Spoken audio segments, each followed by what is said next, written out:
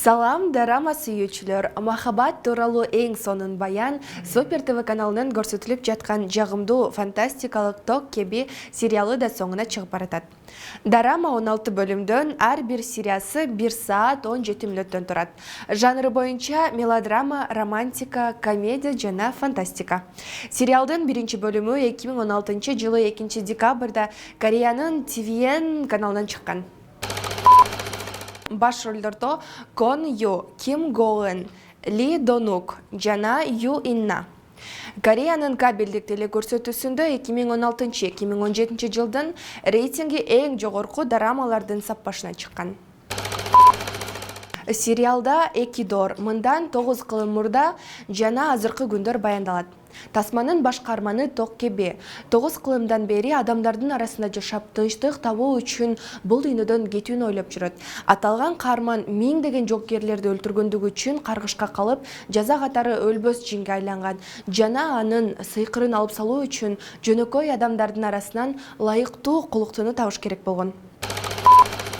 Көптөгөн жылдардан бери ал өзгөчө касиети бар адамды издеп, бирок аракети натыйжасыз калып, Ток кеби жалгыз жашоону чечет. Ал эми дал ошондой адамды дагы бир жан издеп жүргөн болот. Ал ажал периштеси. Андан соң баары өзгөрүлөт. Көрсө, алар экөө тең бир кызды издеп жүргөн экен.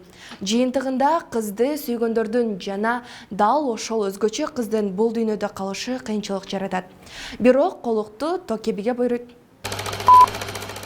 Буга чейин тасмадагы баш каармандар тууралуу өткөн чыгарылыштарда кеп кылганбыз. Эми сериалдын экинчи планда аткарган актер жана актриса жөнүндө да учка айта кетели. Ли Донук ажал периштесинин ролун жаратат. Ишине аябай так жана жоопкерчиликтүү бир агымда жашайт. Анын жашоосу 300 жылдан бери уланып келет. Бирок тилекке каршы ага чейинки жашоосу эсинде жок.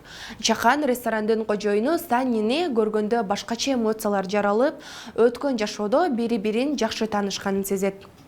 Ал эми Саннинин ролун ойногон Юн Инна. Тасмада ал кафе-ресторандын кожойкеси болот. Мүнөзү ачык жана эч нерседен тартынбайт. Жашоодо мамиле үчүн айымдар да биринчи кадамды жасаш керек деген ойду берген. Тамактын дамын чыгарган туз, ал эми кинонун көркүнө чыккан бул саундтректер. Негизи сериалдарды музыкасыз элестетүү кыйын болсо керек. Ток кеби дарамасы үчүн да атайын 14 расмий саундтрек жазылган.